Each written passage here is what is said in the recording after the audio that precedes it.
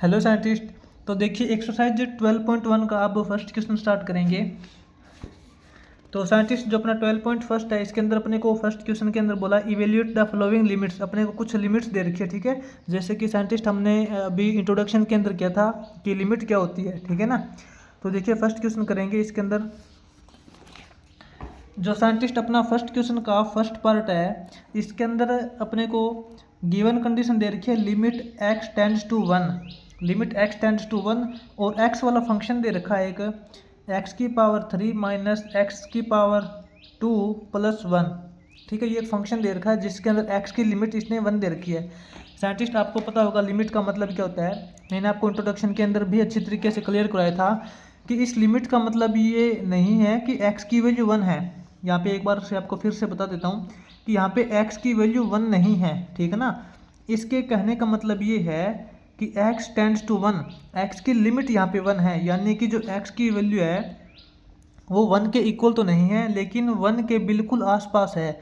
1 के बिल्कुल आसपास होने का मतलब या तो वो 0.999 या फिर समथिंग हो सकती है, और या फिर x की वैल्यू है वो 1 से थोड़ी सी बड़ी हो सकती है, 1.111 ऐसे कुछ करके, ठीक है ना।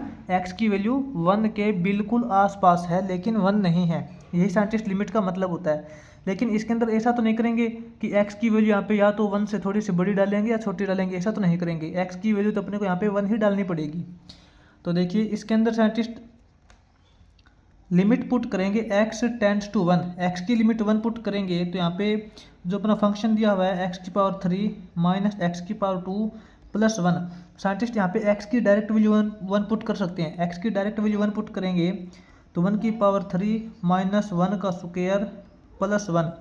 1 की क्यूब करेंगे साइंटिस्ट 1 हो जाएगा, 1 माइनस 1 करेंगे 0, 0 प्लस 1 करेंगे 1, इक्वल टू के अंदर साइंटिस्ट अपने का जो आंसर आएगा वो 1 आएगा, ठीक है। तो साइंटिस्ट ये तो था बिल्कुल सिंपल। अपने को क्या है कि अगर अपने को कोई लीनियर फंक्शन दिया हुआ है, लीनियर या फिर पोलिनोमियल फंक्शन दिया हुआ है जिसके अंदर अपने को अपॉन वाला केस नहीं है यानी कि बटे वाला केस नहीं है, तो उसके अंदर डायरेक्ट एक्स की वैल्यू ही पुट करके सोल्व कर सकते हैं। जब अपने पास यहाँ पे जैसे हम आगे क्वेश्चन करेंगे उनके अंदर अपने को जहाँ पे बटे वाला क्वेश्चन दिया हुआ है उसके अंदर अपने थोड़ा चेंजिंग करना पड़ता है, उसके अंदर हम डायरेक्ट एक्स की वैल्यू वो लिमिट पुट नहीं कर सकते, ठीक है ना। तो देखिए साइंटिस्ट अपना जो इसका सेकेंड पार्ट है, सेकेंड पार्ट के अंदर साइंटिस्ट इसने अपने को लिमिट दे रखी है x टेंड्स टू -1, यानी कि x की जगह -1 पुट करना है, और फंक्शन अपने को दे रखा है 1 plus x square up to x की पावर 10 दे रखी है। तो साइंटिस्ट इसके अंदर जो अपने को फंक्शन दे रखा है limit x tends to -1, x की वैल्यू -1 पुट करनी है, और फंक्शन अपने को ये है 1 plus x square plus x की power 3 plus up to x की पावर 10 तक, ठीक है।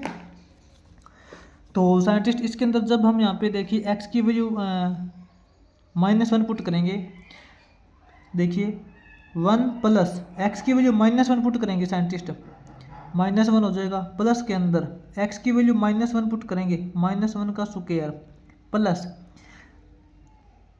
एक्स की वैल्यू 3, एक्स की वैल्यू 3 का मतलब -1 की पावर 3। तो इसके अंदर साइंटिस्ट आप देखिए एक बार तो इवन, एक बार ओड पावर है, एक बार इवन पावर है, एक बार ओड पावर है, इवन ओड ऐसे चल रही है। इसकी पावर क्या चल रही है, even odd even odd even odd ऐसे चल रही है। तो जिसकी पावर इवन होगी उसका तो साइंटिस्ट आपको पता है -1 का स्क्वायर करेंगे तो +1 आ जाएगा, जिसकी पावर इवन होगी वो तो +1 बन जाएगा, और जिसकी पावर ओड होगी वो अपने पास वहाँ पे -1 बन जाएगा, ठीक है ना। तो देखिए एक्स की पावर 3, उसके बाद एक्स की पावर 4 आएगी, एक्स की पावर 4 करेंगे तो अपने पास यहाँ पे +1 बनेगा, +1, उसके बाद एक्स की पावर 5 आएगी, एक्स की पावर 5 को सोल्व करेंगे तो -1 बनेगा, ठीक है। तो देखिए अपने पास एक्स की पावर 1 2, एक्स की पावर 1 2 3 4 5, एक्स की पावर 6, एक्स की पावर 7, एक्स की पावर 8, एक्स की पावर 9, एक्स की पावर 10, ठीक है। अपने साइंटिस्ट ये इसका सोल्यूशन हो जाएगा। +1 से -1 कैंसिल, इसमें साइंटिस्ट एक एक टर्म वो कैंसिल हो जाएगी, +1 से ये -1 कैंसिल हो जाएगा, +1 से -1 कैंसिल हो जाएगा, अपने पास साइंटिस्ट ओनली सिंपल टर्म बचेगी 1, ठीक है। तो साइंटिस्ट ये देखिए इसके अंदर बिल्कुल इजी केस है, कोई प्रॉब्लम नहीं है। यहाँ पे अपने को एक्स की वैल्यू डायरेक्ट ही पुट करनी है, इसके अंदर और कुछ नहीं करना, ठीक है ना, क्योंकि इसने अपने को लीनियर फंक्शन दे रखा है, बिल्कुल सिंपल, इसने अपोन वाला केस नहीं दे रखा। तो साइंटिस्ट इसके अंदर आप यहाँ पे एक्स की वैल्यू डायरेक्ट, जैसे कि इसके अंदर है -1 पुट करोगे तो -1 का स्क्वायर करेंगे +1 हो जाएगा, 4 इंटू +1 करोगे 4, 4 + 2 करोगे 6, ठीक है ना। इसके अंदर साइंटिस्ट अपने को जो एक्स की लिमिट दे रखी है वो वैल्यू ही डायरेक्ट पुट करनी है, उसके अलावा कुछ नहीं करना। जैसा इसका आप थर्ड पार्ट देख सकते हो, एक्स की वैल्यू 1 पुट करोगे, 1 - 1 करोगे 0, 0 का स्क्वायर करोगे 0, 0 + 5 करोगे =5 आएगा। ये तो साइंटिस्ट बिल्कुल सिंपल है, इसके अंदर कोई प्रॉब्लम नहीं है। सेकंड क्वेश्चन देखिए साइंटिस्ट इसका, डायरेक्ट सेकंड क्वेश्चन सोल्व करेंगे। सेकंड क्वेश्चन के अंदर साइंटिस्ट इसने अपने को अपोन वाला केस दे रखा है, ठीक है ना, नॉमिनेटर अपॉन डिनोमिनेटर यानी कि बटे वाला केस दे रखा है। इसको देखिए इसके अंदर, तो साइंटिस्ट अपना जो सेकंड क्वेश्चन है, सेकंड क्वेश्चन का जो फर्स्ट पार्ट है, फर्स्ट पार्ट के अंदर इसने अपने को लिमिट दे रखी है x टेंड्स टू 1 और आगे फंक्शन दे रखा है इसने x² + 1 अपॉन x + 100। तो साइंटिस्ट जैसे हमने फर्स्ट क्वेश्चन के अंदर किया था उसी के अकॉर्डिंग इसके अंदर करना है अपने को। यहाँ पे x की डायरेक्ट वैल्यू पुट करनी है, लेकिन साइंटिस्ट यहाँ पे ध्यान देना, जब अपने पास यहाँ पे अपोन वाला फंक्शन दे रखा हो ना, तो यहाँ पे अपने को ध्यान रखना पड़ता है कि अपोन में जब हम यहाँ पे x की लिमिट पुट करते हैं तो x की लिमिट पुट करने के बाद अपना जो टोटल रिजल्ट है वो 0 नहीं आना चाहिए, अपोन में कभी भी 0 नहीं आना चाहिए, ठीक है।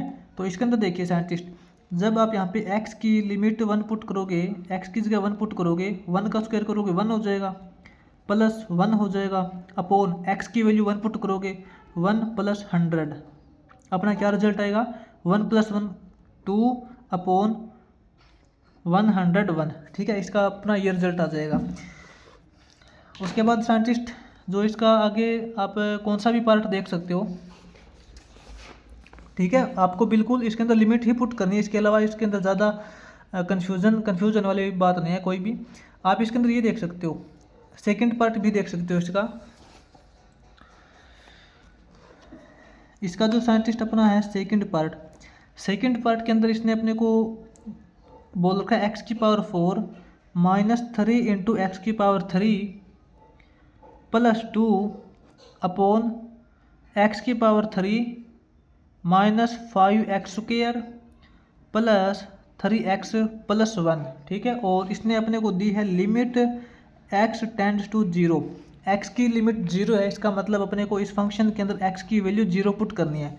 तो साइंटिस्ट आपको पता है, देखिए x की वैल्यू 0 पुट करेंगे, 0⁴ करेंगे तो आपको पता 0 का 0 ही रहेगा, -3 इंटू x⁴, x की वैल्यू 0 पुट करेंगे, 0⁴ करेंगे 0 हो जाएगा, 0 को किसी भी वैल्यू से मल्टीप्लाई करते हैं तो कंप्लीट 0 ही हो जाता है, ठीक है। आपको पता है जिसके साथ में x लगा हुआ है वहाँ पे 0 पुट करेंगे तो कंप्लीट वैल्यू 0 ही हो जाएगी, ये भी 0 हो जाएगी, +2 ये +2 हो जाएगी, अपॉन ये भी 0 हो जाएगी, ये भी 0 हो जाएगी, ये भी 0 हो जाएगी, +1 बचेगा।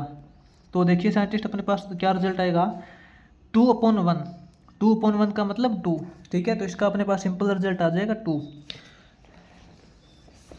उसके बाद साइंटिस्ट आप इसके अंदर कोई भी एग्जांपल देख लीजिए, इसके अंदर साइंटिस्ट आप x की वैल्यू 3 पुट करोगे, देखिए x की वैल्यू 3 पुट करोगे ना तो 3 का स्क्वायर, यहाँ देखिए जो इसका थर्ड पार्ट करवा देता हूँ आपको, कहीं आपको कन्फ्यूजन ना हो जाए इसके अंदर। इसका जो साइंटिस्ट थर्ड पार्ट के अंदर इसने अपने को लिमिट दे रखी है x टेंड्स टू 3, x की लिमिट 3 दे रखी है और फंक्शन इसने अपने को बोला है x² - 9 अपॉन x + 2, ठीक है। तो साइंटिस्ट इसके अंदर देखिए आप x की जगह 3 पुट कीजिए, x की जगह साइंटिस्ट 3 पुट करेंगे तो 3 का स्क्वायर हो जाएगा 9, 9 - 9 अपॉन x की 3 पुट करेंगे तो 3 + 2, ये क्या हो जाएगा साइंटिस्ट 9 - 9 0 अपॉन 3 + 2 करेंगे 5, 0/5 साइंटिस्ट आपको पता है 0 ही होता है, ठीक है। तो इसका ये सॉल्यूशन हो जाएगा। साइंटिस्ट मैंने आपको अच्छे से क्लियर करवाया था, जब अपने को नोमिनेटर अपॉन डिनोमिनेटर के अंदर फंक्शन दिया हो और उसकी लिमिट पुट करने के बाद ऊपर 0 आता हो तो अपने पास कोई प्रॉब्लम नहीं होगी, ठीक है। 0 ऊपर तो आ सकता है लेकिन अपोन में कभी भी 0 नहीं आना चाहिए। अगर अपने पास यहाँ पे अपोन में 0 आता तो अपने को जो फंक्शन था उसके अंदर चेंज करने की जरूरत पड़ती, ठीक है। जैसे कि इससे जो आगे अपना थर्ड क्वेश्चन आएगा ना उसके अंदर ऐसे आपको केस मिलेंगे जिसके अंदर अपोन में 0 बनेंगे, तो उनको देखिए हम कैसे सोल्व करेंगे। अपना जो साइंटिस्ट आगे देखिए, इसका बिल्कुल सिंपल है साइंटिस्ट, कोई प्रॉब्लम नहीं है यहाँ पे।